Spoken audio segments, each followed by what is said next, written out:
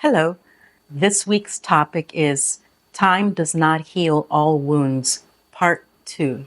In July of this year, I covered this topic, and today I will cover 5 additional points. As I mentioned in the prior video, we often hear the expression that time heals all wounds. And as you already know, I don't necessarily agree with this expression. My first point is that time can help heal some wounds, but only to a limited point. My second point is that unhealed wounds are often rooted in trauma and it's deeply entrenched. That's why it takes so long to heal. And it takes more than just time to heal. So I will present 5 examples additional to the ones that I presented before. Number 1 is shame. Sometimes victims who have experienced sexual trauma try to deny that they've experienced anything because of the shame that they feel. They might pretend that nothing ever happened. Obviously, they don't want to share that with anybody. They keep it completely to themselves. And when they keep it inside, it doesn't allow for this to heal.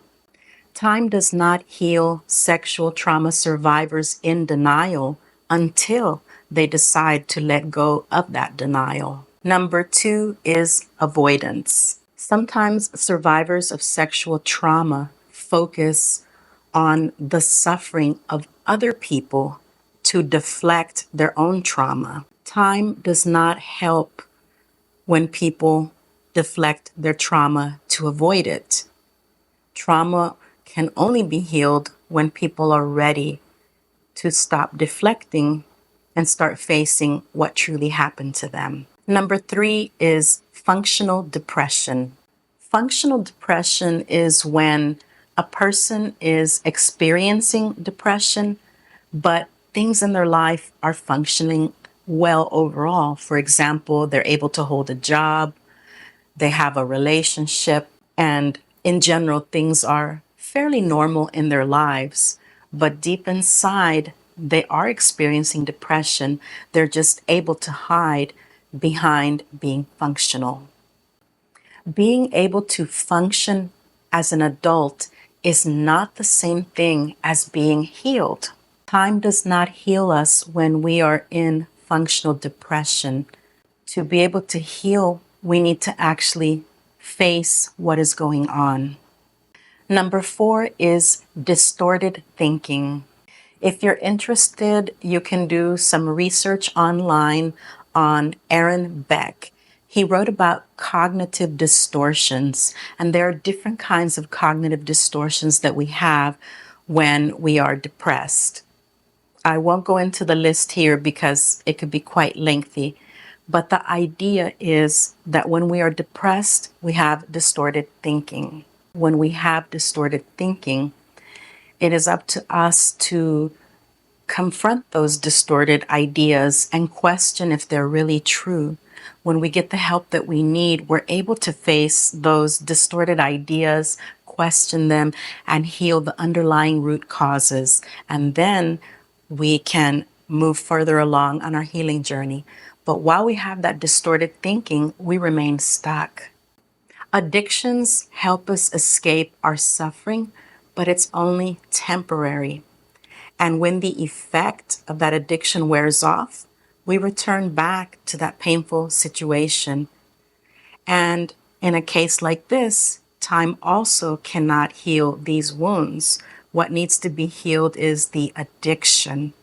These are just 5 more examples of why time does not heal all wounds.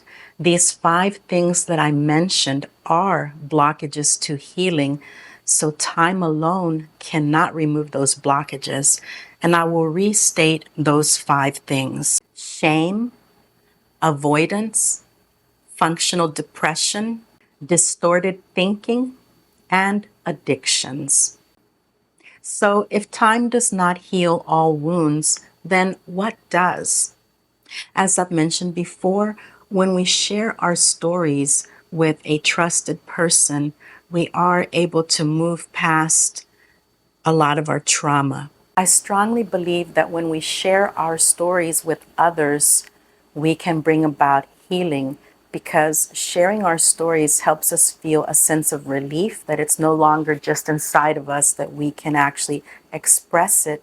And it gives our feeling of victimization a lot less power. I feel strongly that it's helpful when we share those stories with a therapist who is obviously professionally trained to help us get through that. When we share our stories, we do dissipate the strong, painful feelings that we're holding inside. As we heal, we no longer have these distorted ideas. In many cases, the addictions go away. And in most cases, the shame goes away, or the feelings of shame go away. When we heal, we no longer have to mask our pain. So, just to recap, time alone does not heal all wounds. Thank you for tuning in this week. Hi, my name is Rosalinda Martinez. I'm a retreat leader at Empowerment Light. If you'd like to get connected with more tools and resources to help you on your journey, please see my website in the description section. As always, like and subscribe if you like this video. Look forward to videos every Tuesday.